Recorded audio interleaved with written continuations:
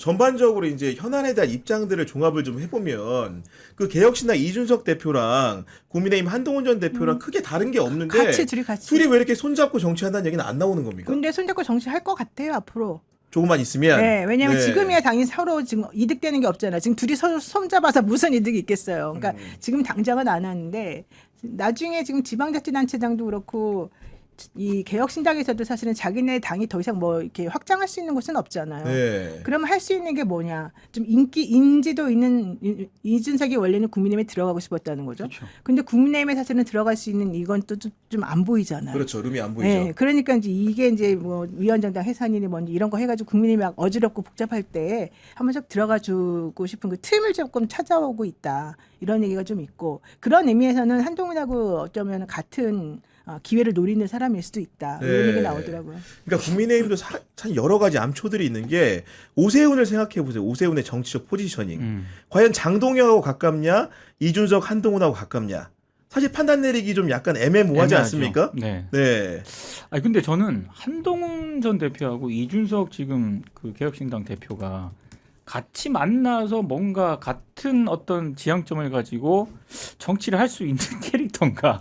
성격도 안 맞아요. 대해서는 성격도 안 맞고. 저는 성격도 안 맞고 안 돼요 제가 봤을 때는. 예. 아, 둘이. 예. 뭔가 필요성에 의해서는 공감을 할 수 있겠지만 결국에는 이게 지속성 측면에서는 저 두 봤을 때 두 캐릭터가 안 맞아요. 예. 맞아요. 둘이서 뺀질뺀질. 아, 그거는 진짜 절대 둘이서 뭔가 할 수 있는 뭔가 할 수 있는 캐릭터가 캐릭터가 아니에요. 아니에요. 아니 그런 가운데 사실은 국민의힘에서도 보면은 건전한 생각을 가진 분들이 없지 않겠죠. 특히 김혜지 의원 같은 경우에는 최근에 장기이식법 개정안이라는 걸 냈어요. 이게 뭐냐면은 현행 장기이식법은 기증자가 장기이식에 동의했다고 하더라도 가족들이 반대하면 기증할 수 없게 돼 있기 때문에 그렇죠. 기본적으로 실질적인 기증이 어렵다 보니까 본인의 의사가 강력하게 표명된 경우에는 사후에라도 가족들의 반대가 있더라도 하게 해야 된다 이런 법인데 이 법을 두고 음모론에 가까운 허위 날조된 사실이 아니죠. 쉽게 풍문들이 계속 떠들고 있습니다. 저는 이 사안 보면서 일단 기본적으로 제가 가장 문제라고 생각하는 건 이게 고든창이 불을 지폈거든요. 맞아요. 이 미국의 구급파인데 고든창이 김혜지 의원의 이 법안에 대해서 한국이 강제로 장기를 적출하려고 한다. 미친. 아 이건 도저히 진짜 상상 그 이상을 보여줍니다. 늘. 그러니까 우리 대한민국이 정부가 승인을 한다 살인을 향해서 그래서 마치 뭐 불법적인 어떤 장기 저출을 우리 정부가 승인해 주는 것처럼 이런 식으로 고든창이 공격을 하기 시작했고요. 직접적으로 김혜지 의원 법안을 공격을 했습니다. 근데 맞아요. 거기서 그치지 않고 고든창이 이렇게 이제 불을 지피니까 한국에 있는 이 극우 세력들이 달려가죠. 달려갔는데 여기서 이제 김혜지 의원에 대한 완전한 인신공격이 막 자행이 되거든요. 심각하더라고. 심지어 이 법안을 한 게 김혜지 의원이 시각장애인이지 않습니까? 본인 시각장애를 회복하기 위한 법안이라는 진짜 그렇다니까. 말도 안 되는 말도 안 되는 지금- 얘기를 한다니까요. 그러니까 완전히 난타를 당했고 결국에는 이 법안을 철회를 했거든요. 이거는 그냥 극우 세력들의 음모론이 여기저기서 우리 사회에서 활개를 치고 있다 여기서 끝난 게 아니라 아예 입법 활동까지 영향을 미친 거 아닙니까? 이거는 그냥 넘어가면 안 돼요. 이제 미친 사람들인 네. 게 미안합니다. 너가 장님이니까 너 시각 장애인으로서 안구이식이나 각막이식 하려고 그러니까요. 그러는 거 아니냐 이제 네. 이런 거잖아요. 와 진짜로. 가족들이 싫다 그러는데도 네가 막 그거 강제로 해달라 그러려고 이런 거 밥 만든 거지 이렇게 얘기하고 있는데 이 김혜지 의원은 나는 이 구조상 그게 안 된다 아무리 해봤자 나는 안 되는 장애인이다 이제 그 얘기를 했어요. 근데 진짜로. 그거는 두 번째 문제고 사람들이 정말 잔인하고 네. 진짜 못됐다. 그리고 고든창은 도대체 우리나라 사람이에요 그 사람? 아니요. 아니잖아요. 미국 사람 미국인이에요. 아니에요? 네, 미국에 네. 있는 그 의원이잖아요. 그렇죠. 왜 그런 사람 얘기를 여기다 그런 사람이 남의 나라 여기에다 대고 자기가 난리 치고 있어요. 나는 정말 다들 미친 거 아니 같아요. 그러니까 어떤 맥락에서 그런 거냐면은 아까 장기 관련된 이식법 개정안을 내니까 그 전에 김혜지 의원이 낸 법을 봤더니 정신병원 입원의 국가적 책임을 강조한 정신건강복지법 개정안을 냈다라는 거예요. 그렇죠. 그러니까 이걸 보니까 국가가 강제로 정신병원에 특정인을 입원시켜가지고 장기를 적출하려는 시나리오를 쓰고 있다라는 여기다가 중국인들하고 합쳐갖고 살인까지 모의하게 한다. 말도 안 되는 상상력의 산물을 가지고 어떻게 보면 정상적인 국회의원의 의정활동을 방해하기에 이른 겁니다. 그러니까 사실은 김혜지 의원 이 법안건도 그렇고 앞으로 국힘에 의해서 이런 입법 활동에까지 음모론과 극우의 목소리가 많이 좀 실리게 될 것 같아가지고 사실 저는 굉장히 황당하고 어처구니 없었던 것 중에 하나가 중국인 3대 쇼핑 야, 방지법. 그건 더 맛이 갑니다. 이거를 지금 국민회의에서 당론 차원에서 추진한다는 거잖아요. 아 이래도 되나? 예? 근데 나는 김예지 의원이 왜 그 당에 갔을까? 그러니까. 그 당에 가가지고 이렇게 네. 고통을 당할까? 사실 그 생각해요. 이제 비례대표로 그때 그쵸. 그분이 됐었는데 사실 맞아요. 상징적인 의미도 있고 이분이 입법 활동하는 거 그 이후에 행동하는 거 보면 되게 올바르죠. 올바르고 자기의 이게 가치관이 뚜렷하더라고요. 네. 담도 넘으려고 했다는 거 아닙니까? 비상계엄 당일에. 네. 그리고 실질적으로 국민의힘이 잘못하면 잘못했다고 맞아요. 정확히 말을 해주는 사람이고 그렇죠. 투표도 자기가 그냥 소신 있게 하더라고요. 맞습니다. 그런 사람이 왜 국민의힘이라고 하는 데를 가가지고 이렇게 지금 곤란지경에 빠졌을까 너무 안타깝고 아마 자기는 몰랐겠죠. 이 당이 이렇게까지 망가질 줄은. 네, 그러니까 저는 조금 이상하고 이 당이 정말 특이한 게 보세요. 민주당에서 아까 장동혁 대표도 잠깐 얘기했지만 가서 기도 올리면서 하나님 또 찾고 왔잖아요. 기독교와 관련된 이런 사람들이 되게 많이 지금 국민의힘에 가 있어요. 황교안도 맨날 그러죠. 장동혁도 그러죠. 뭐 누구도 그러죠.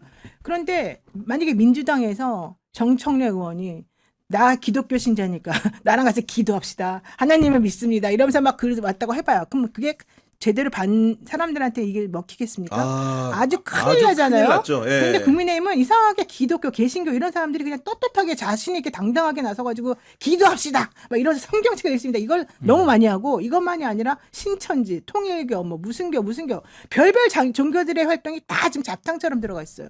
나는 그게 이상하다는 거예요. 국민의힘은 보수인데 그렇죠. 보수라고 하는 가치하고 전혀 안 맞는 종교적인 것하고 이걸 연결시켜가지고 이런 일을 지금 벌이고 있는데 유독 국민의힘에만 이렇게 종교적인 사람들의 색채가 강해요. 근데 민주당은 안 그러잖아요. 왜 그러는 것 같아요?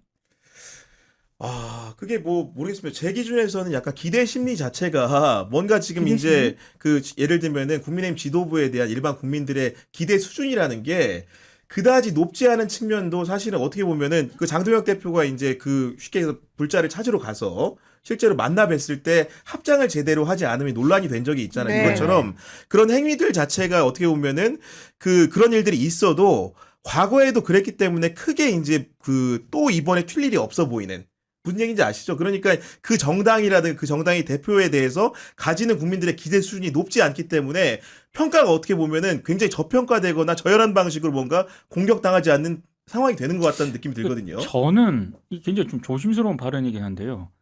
한국의 특히 기독교, 개신교의 어떤 왜곡된 어떤 그런 부분이 큰 영향을 미치지 않았나. 그러니까 지금 극우 세력이 제가 봤을 때는 조직적으로 어떤 틀을 유지하고 있는 형태는 이제 많이 없어졌다라고 보거든요. 워낙에 이 네. 내란 과정에서 흔히 말해서 자기 본질을 다 드러냈기 때문에. 그럼 앞으로 내년에 지방선거라든가 앞으로 이제 극우 세력이 어떤 조직에 기대서 뭔가 자기의 목소리를 낼 수 있는 거는 교회밖에 없다라고. 그러니까 이 교회가 이제 스펙트럼이 굉장히 넓잖아요. 굉장히 대형 교회도 있고 네. 알려지지 않은 여러 가지 좀 뭐 그런 교회들도 있는데 결국에는 이 교회를 바탕으로 극우 세력들이 굉장히 우리 사회에서 목소리를 내면서 그게 왜곡된 종교와 결합이 되면서 기생할 가능성이 굉장히 높은 것 같아요. 그래서 이 부분은 어떤 정치 세력이 정권을 잡더라도 쉽지는 않거든요. 결국에는 이걸 진압을 해야 되는데 그러면 종교 탄압한다고 할 거란 말이에요. 네. 그래서 저는 이게 굉장히 우리 사회에서 이제 고민해야 될 숙제라고 봐요. 이거는 진짜. 아니 근데 난 이해가 안 간다니까. 내가 질문하는 포인트는 그게 아니라 예컨대 정교 분리가 원래 기본이잖아요. 그렇죠. 내가 어떤 종교를 가지고 있다 하더라도 그거를 이 정치하고 연결시켜가지고 한 당이 정당이 네. 그걸 표방하거나 이렇게 얘기하는 건 다른 문제잖아요. 그렇죠. 근데 지금 이 국민의힘에 있는 지도자부터 시작해가지고 저기 있는 의원이나 일반 국민들이나 전부 다 자기의 종교를 계속 내세워가지고 뭔가 영향력을 행사하려고 네, 하잖아요. 네. 원래 그렇게 한 적이 없어요. 지난번에 그 박근혜 정부 때까지만 해도 사실은 이렇게까지 자기 종교를 드러내면서 한 적이 노골적이지 없어요. 않았다는 거죠. 물론 네. 이명박 같은 사람이 뭐 자기가 뭐 기독교였다고 그렇죠. 하면서 조금 내보냈지만 그때도 그냥 교회 특정 소망교회 뭐 이런 데 그냥 다닌다 이 정도였지. 나머지 종교들을 싫어한다거나 그 종교의 활동을 바꿔서 뭔가 해야 된다 이런 적이 없단 말이에요. 네. 근데 왜 굳이 윤석열 때는 정광훈 같은 사람하고 손잡고 누구랑 손잡으면서 계속해서 종교와 이 음. 당을 분리시키지 않냐는 거예요. 제가 궁금한 거는. 믿을 튼튼한 조직이 거기밖에 없다고 생각하는 그러니까 게 바로 아닐까요? 그거죠. 그러니까 네. 일반적이고 정상적인 사람들은 사실은 종교하고 이 당의 그쵸. 활동을 이렇게 연결시켜서 우리가 마사하지 않잖아요. 네. 근데 이거는 그렇게 하지 않으면 그리고 그런 세력들이 너무 많이 들어가 있다. 그리고 그런 세력들이 해도 여기는 괜찮은 분위기다. 이걸 우리한테 알려주는 건데 그쵸. 그렇게 하면 대다수의 국민들이 그거를 오케이 하냐? 저는 아니라고 봐요. 우리나라는 헌법에도 분명히 명시가 되어 있듯이 분리가 돼야 되는 나라인데 어느 순간부터 이 종교 이상한 사이비 종교까지 섞여가지고 정통 종교와 사이비 종교가 섞여가지고 이렇게 난장판을 부리는 그렇죠. 당이 어딨어요. 네. 게다가 여당이었는데 그러니까 저는 이 부분이 너무 이상하다는 거예요. 음. 지금 내가 궁금한 그리고 거. 제가 이제 그 아까 말씀드리는 과정에서 부처님 오신 날이라고 설명을 드렸는데 그게 아니고 당대표가 된 다음에 조계정 총무원장이 진우스님을 만나는 과정에서 쉽게 얘기해서 합장을 하지 않고 간단히 목례만 한 게 논란이 네. 됐다 이런 지적을 해주셔가지고 소개를 좀 네. 해드리는 거고